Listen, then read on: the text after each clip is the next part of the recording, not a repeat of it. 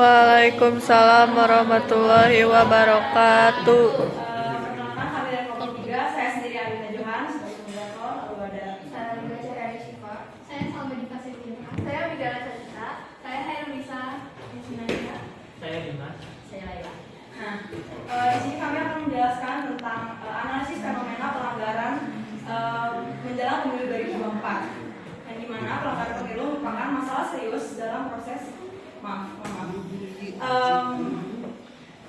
yang terhormat Ibu Pungki selaku wali kelas dan Bapak Ali selaku penguji dan teman-teman semuanya yang saya hormati dan saya banggakan. Pertama-tama marilah kita panjatkan puji dan syukur kepada Allah Yang Maha Esa karena hingga hari ini kita masih diberikan kesehatan hingga dapat berkumpul di acara proyek kelima ini. Saya akan langsung menjelaskan aturannya. Pelanggaran pemilu merupakan masalah serius dalam proses demokrasi yang mengancam integritas, keadilan, dan legitimasi untuk pemilihan. Nah, jadi tujuan dari pemilihan ini adalah untuk mengulas berbagai aspek pelanggaran pemilu, termasuk latar belakangnya, jenis-jenisnya, dampaknya, serta upaya-upaya pencegahan dan penanggulangannya. Terdapat beberapa rumusan masalah yang bisa dilihat. Ya, saya akan menjelaskan tentang rumusan yang pertama, yakni tentang fenomena pelanggaran alat peraga kampanye yang terjadi menjelang pemilu 2024, yang dimana banyak sekali terjadi pelanggaran alat peraga kampanye ini di seluruh wilayah Indonesia.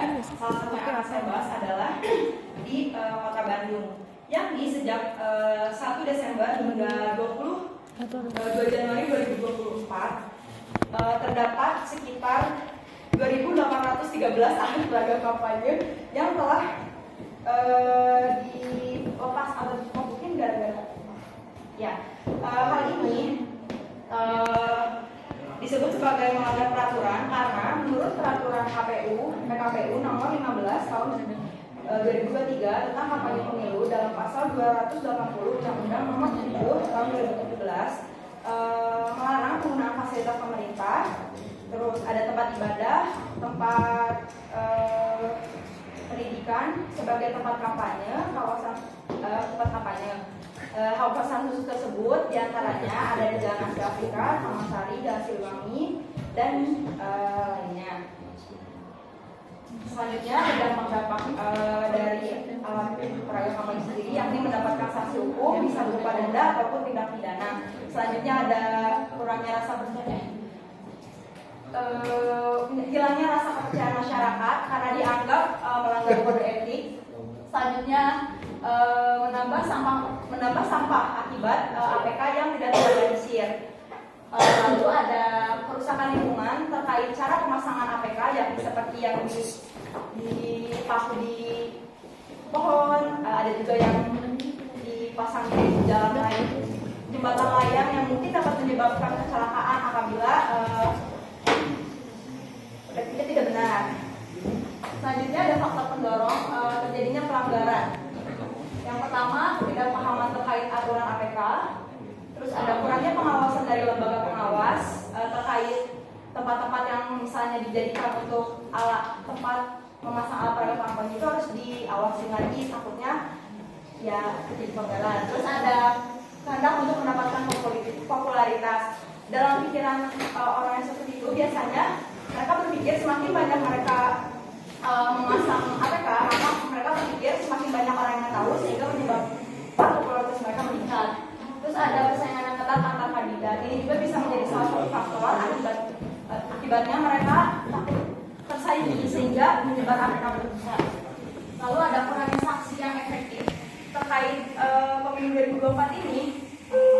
Menurut aturan PKPU nomor 15 tahun 2023 mereka menyatakan bahwa tidak ada sanksi yang khusus terkait pelanggaran pemilu itu kayak apa gitu. Jadi mereka udah lepasan sehingga hal itu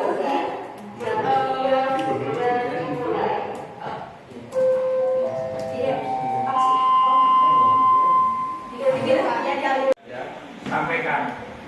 Ya, kalau pelanggaran pemilu jadi kampanye yang terjadi belakang singkat jelas.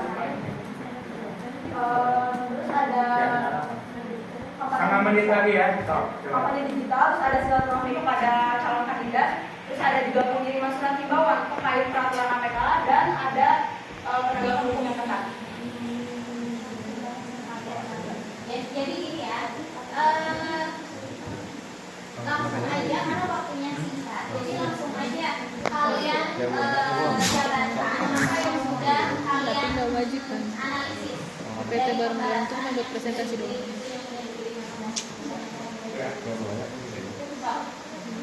Yang selanjutnya, Baik, sekarang saya akan menjelaskan tentang pelanggaran di ranah ASN atau aparatur sipil negara. Sebagai yang diketahui bahwa ASN atau aparatur sipil negara itu diharuskan untuk netral dan tidak boleh berpihak atau bahkan ikut dalam kampanye salah satu pemilu atau caleg atau calon-calon legislatif lainnya. Namun di sini di Jawa Barat sendiri masih ada 20 kasus hingga saat ini yang menjerat ASN dalam peraturan netralitas ini. Salah satunya ada ada 13 Satpol PP yang ternyata terjerat dalam kasus tersebut. Mereka mengunggah video mereka di media sosial yang berisikan dukungan mereka terhadap salah satu cawapres. Lalu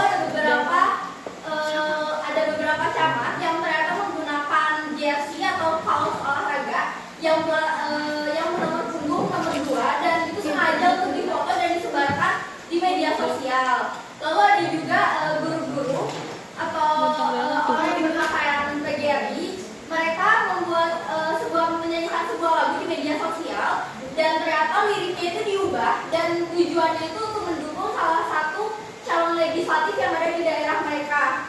Dan untuk penegakan hukumnya sendiri, untuk yang 13 Satpol PP tersebut, salah satu atau sebagai yang berperan sebagai pemimpin mereka, dia dijerat hukuman. Hukumannya itu dia tidak dapat gaji selama 3 bulan dan untuk 12 orang lainnya diberhentikan gajinya selama 1 bulan. Untuk kasus-kasus lainnya itu masih berhenti di Bawaslu dan masih di tahap rekomendasi kepada Komisi ASN. Ini tuh memperlihatkan bahwa peraturan di negara ini masih belum efektif karena masih banyaknya pelanggaran yang ada di negara ini, khususnya di Provinsi Jawa Barat sendiri. Di sini juga terlihat bahwa pelanggaran tidak langsung tidak langsung mendapatkan tindakan. Semua banyak kasus yang masih mandek dan hanya berhenti di rekomendasi Komisi ASN dan tidak berlanjut ke tahapan selanjutnya, sehingga banyak yang masih belum mendapatkan sanksi dari apa yang mereka perbuat. Lalu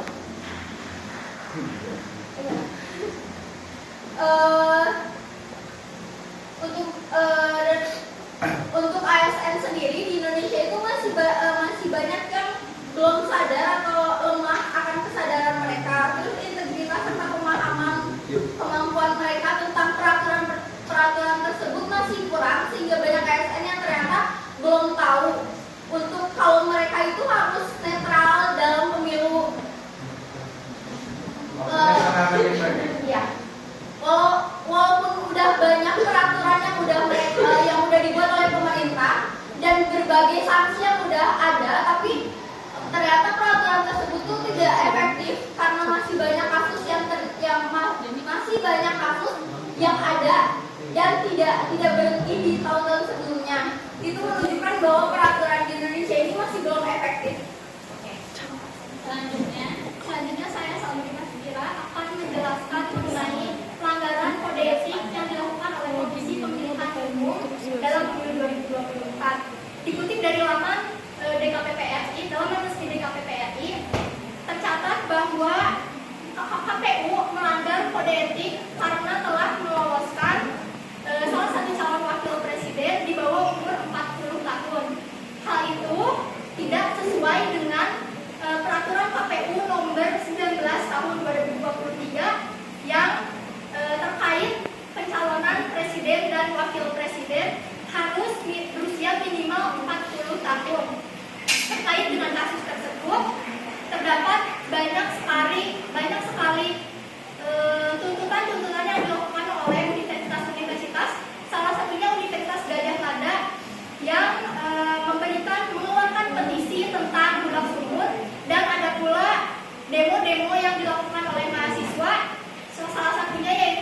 aksi mahasiswa Bekasi Karawang yang menuntut adanya netralitas. Berdasarkan kasus tersebut, terdapat beberapa faktor penyebab terjadinya pelanggaran kode etik. Yang pertama yaitu faktor subjektif atau dorongan dari sendiri, misalnya seperti adanya kepentingan pribadi dan kepentingan kelompok. Yang kedua yaitu ada faktor objektif, yaitu faktor dorongan dari pihak luar seperti adanya penyuapan, adanya dorongan atau tekanan dari pihak bakal calon atau tim sukses dari bakal calon. Selanjutnya ada dampak yang ditimbulkan oleh tindakan pelanggaran kode etik yang dilakukan oleh KPU. Yang pertama yaitu krisis kepercayaan masyarakat karena tidak adanya kenetralan, dan sehingga masyarakat menjadi apatis dan enggan melakukan partisipasi terhadap proses demokratis. Yang kedua yaitu terjadinya konflik sosial antar golongan yang berbeda pandangan politik karena adanya ketidakpuasan terhadap pemilihan yang dianggap tidak adil. Yang ketiga yaitu pemerintah kehilangan dukungan publik, bahkan pemerintah akan kehilangan reputasi internasional. Yang terakhir, lantas bagaimana solusi penyelesaian terjadinya pelanggaran kode etik yang dilakukan oleh KPU dalam pemilu 2024? Berdasarkan analisis data dan hasil pengumpulan data, beberapa solusinya diantaranya yang pertama yaitu proses seleksi penyelenggara pemilu harus dilakukan secara berdasarkan integritas, bukan sekedar memenuhi syarat administratif. Yang kedua, kualitas SDM perlu ditingkatkan dengan melakukan pembekalan terhadap komisioner baru tentang penegakan dan pemahaman kode etik. Yang ketiga, yaitu memperkuat aspek penegakan kode etik dan menetapkan peraturan atau menetapkan sanksi yang tegas. Waktunya udah 3 menit. Mungkin di media memberikan efek jerak.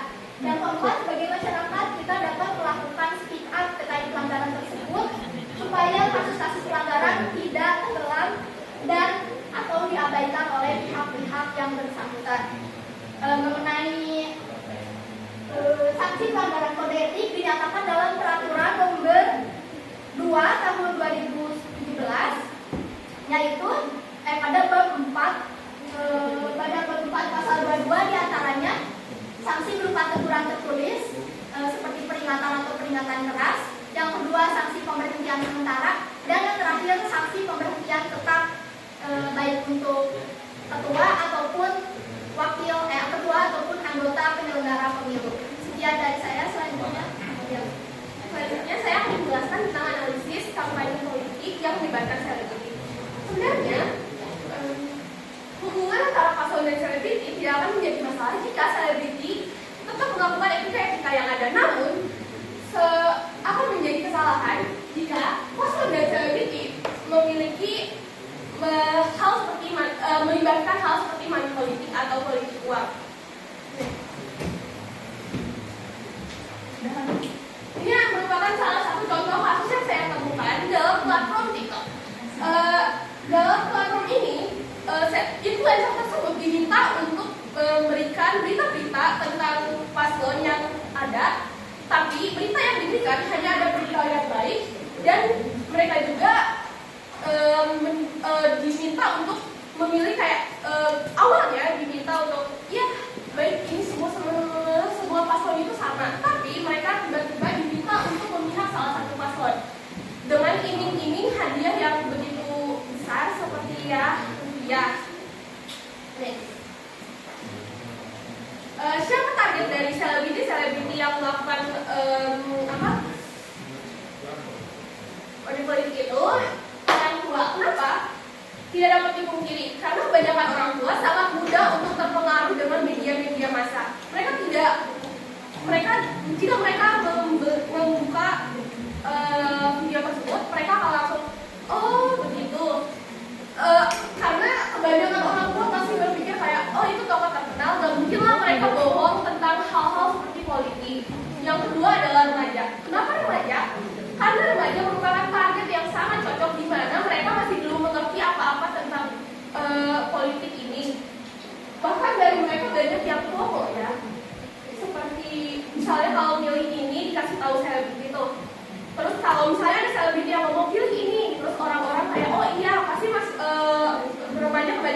FOMO mengikuti teman-temannya.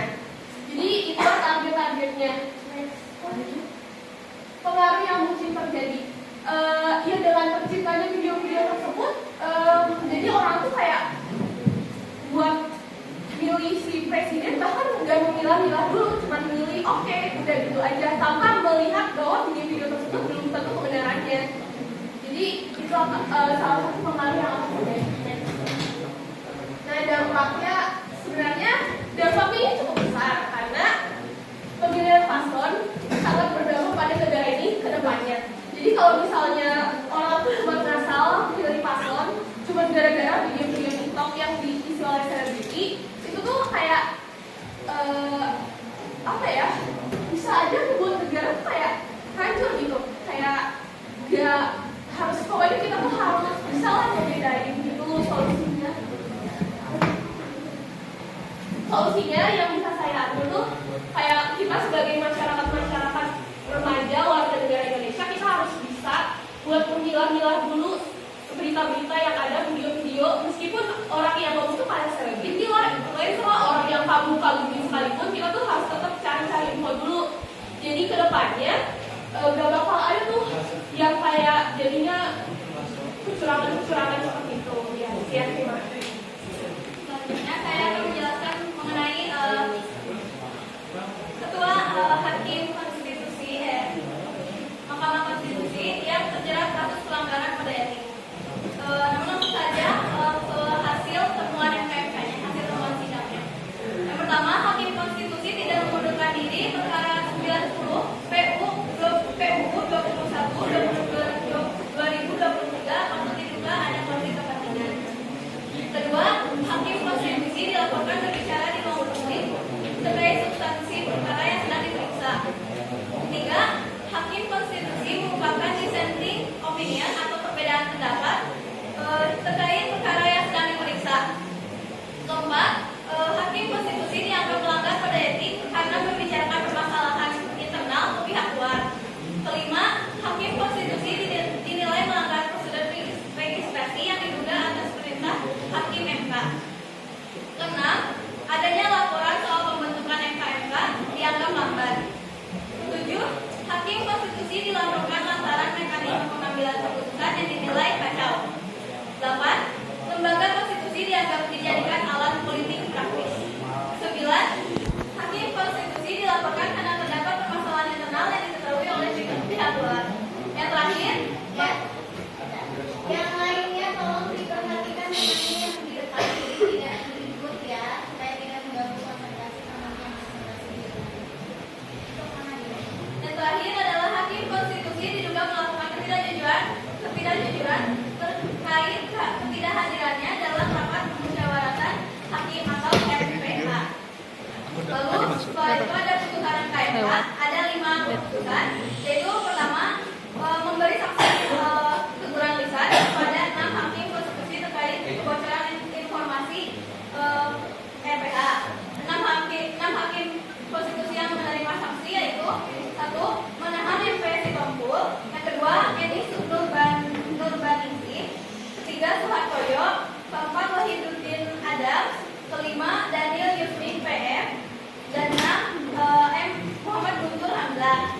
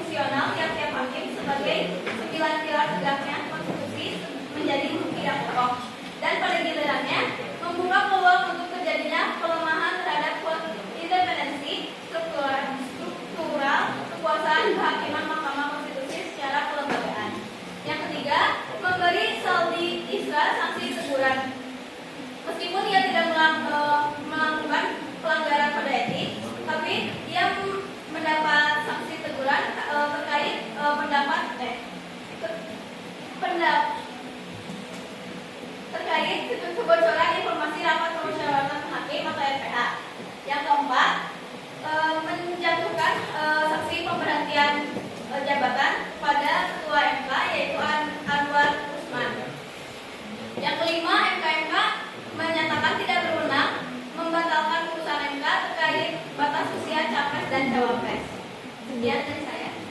Udah 16 menit kali. Kita kasih. Saya akan menjelaskan analisis pelanggaran tindak pidana Enggak, maksudnya itu kan masih ada sisa 2 orang. berdasarkan Undang-Undang Nomor 7 Tahun 2017 tentang Pemilihan Umum. Terdapat 3 jenis pelanggaran pemilu. Salah satunya adalah pelanggaran tindak pidana. Contoh tindak pidana pemilu. Kalau buka buran gimana? Kalau Dalam buka buran. konteks pemilu 2024 terdapat beberapa Waktunya contoh pelanggaran yang dilakukan, antara lain ketidaknetralan presiden dan beberapa menteri yang terlibat dalam kampanye tersebut menunjukkan keberpihakan pada salah satu paslon. Pencalonan partai kecil, pecahan dari partai besar meskipun tidak memenuhi syarat. Dengan adanya indikasi menuju data, keterlibatan kelompok desa bersatu dalam mendukung paslon tertentu dengan potensi kecurangan seperti manipulasi data pemilih, penggunaan dana desa dan lain sebagainya. Dampak serius. Tindak pidana pemilu memiliki dampak yang serius terhadap stabilitas demokrasi, seperti merusak kepercayaan publik terhadap proses pemilihan dan hasilnya, serta berpotensi menyebabkan ketidakstabilan politik dan ketidakstabilan sosial. Pentingnya pencegahan dan penindakan. Oleh karena itu, pencegahan dan penindakan terhadap tindak pidana pemilu menjadi sangat penting untuk memastikan keadilan dan keabsahan dan proses demokratis, serta untuk mempertahankan integritas sistem pemilihan umum. Selanjutnya itu saya akan menjelaskan dampak politik uang terhadap penyelenggaraan pemilihan umum. Jadi kalau yang kita tahu di Indonesia itu kita pakai sistem demokrasi. Demokrasi itu disebutnya tuh kayak dari rakyat dan untuk rakyat. Nah makanya kita diadakan pemilihan umum. Nah di dalam pemilihan umum itu biasanya terjadi pelanggaran kode etik. Nah salah satu yang sering terjadi di Indonesia itu adalah politik uang seperti tadi yang sama Abiel di-mention. Politik uang itu kayak pemberian janji atau pemberian uang terhadap masyarakat untuk suaranya itu agar diberikan kepada kandidat pemilu tersebut. Nah, jadi di kasus dari 2018 sampai 2019, di 2018 ada sekitar 519 kasus pelanggaran kode etik, dan di 2019 itu ada 509 kasus pelanggaran kode etik. Dan yang paling banyak dilakukan itu adalah pelanggaran kode etik terhadap politik uang. Nah, politik uang itu kan pemberian jasa dan pemberian uang dan janji kepada masyarakat agar suaranya diberikan kepada yang memberikan dana tersebut gitu. Terus jadi ada beberapa dampak pelanggaran dampak politik uang. Nah, yang pertama itu adalah pidana penjara dan pidana bagi pelaku. Jadi di dalam UU nomor 7 tahun 2017 dan UU nomor 1 tahun 2015 itu dijelaskan bahwa para pelaku politik uang itu akan dipidana dan diberikan sanksi terhadap kelakuannya tersebut. Terus yang kedua itu menghasilkan manajemen pemerintahan yang korup. Karena ketika dia mengadakan kampanye, itu dia mengeluarkan uang yang banyak untuk membayar masyarakat dan membayar kayak tadi artis-artis itu untuk mendukung mereka agar suaranya tuh bisa lebih banyak ketika perhitungan suara. Terus sehingga menghasilkan karena dia mengeluarkan dana yang banyak ketika kampanye, ketika dia memimpin, itu dia akan mengkorupsi uang tersebut gitu. Terus yang ketiga, merusak paradigma bangsa. Itu tuh akan menghasilkan dua kubu yang berbeda. Yang satu setuju dengan politik uang dan yang satunya lagi tidak setuju dengan politik uang. Sehingga itu akan menimbulkan perbedaan pendapat di antara kedua belah pihak. Sehingga itulah yang menyebabkan merusaknya paradigma bangsa. Terus ada kebijakan politik dalam pencegahan politik uang di dalam pemilu.